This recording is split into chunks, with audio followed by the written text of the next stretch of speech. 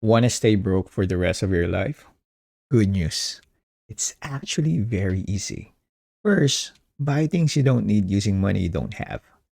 Credit card, installment, buy now, pay later. Perfect. That way, your future salary is already reserved for something you'll probably stop enjoying after 2 months.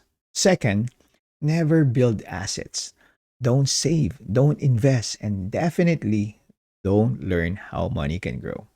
Just keep working harder while inflation quietly reduces what your money can buy.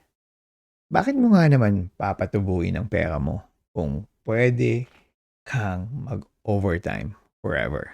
And third, depend completely on one paycheck. No emergency fund, no extra skills, no backup plan, because one income feels safe hanggang sa isang email lang pala ang pagitan mo sa panic.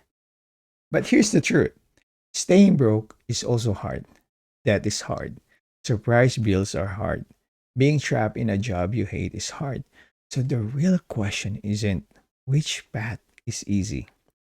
It's which kind of hard am I choosing? Piliin mo yung hirap na may patututunguhan, not the kind that repeats every month. Which one have you struggled with the most?